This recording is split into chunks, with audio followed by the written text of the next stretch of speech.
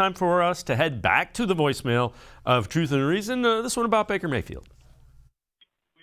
Oh, yeah, my comment was while we're on the subject of Baker Mayfield, I'm wondering why that the media doesn't back off and let Baker Mayfield heal so that he can come back the quarterback he is.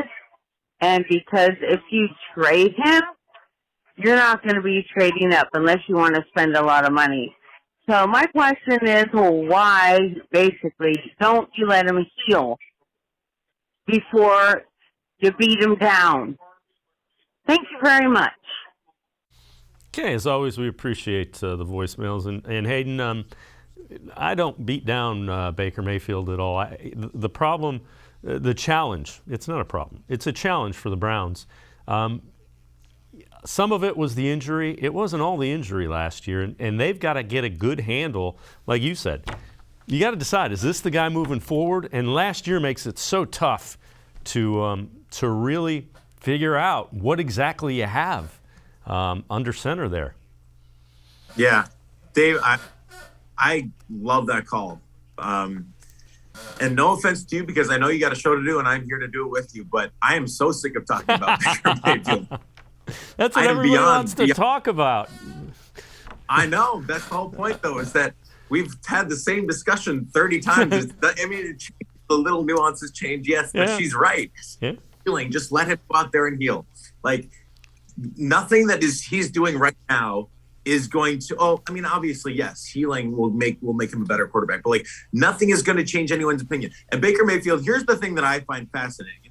This is why we do talk about Baker Mayfield. And this is why everybody is he is the most polarizing figure I've ever seen in Cleveland sports. And maybe second to LeBron, maybe.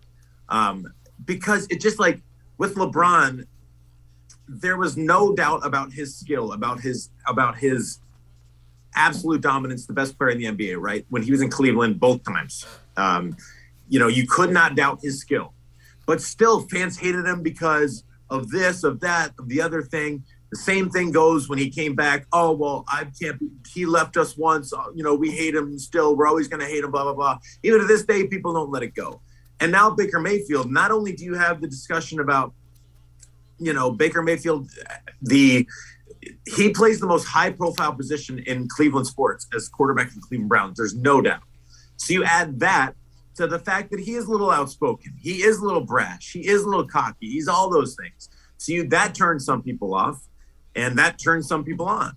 So that polarizes him there. And then you add the fact that he's had really good seasons, really bad seasons, or not really bad seasons, but he's had really good seasons and some bad seasons, right? That just further divides people. So he really is an incredibly divisive figure.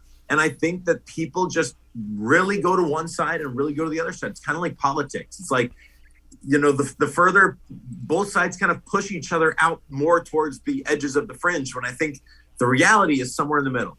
I think that we both can see that it's not all Baker's fault, and Baker's not horrible.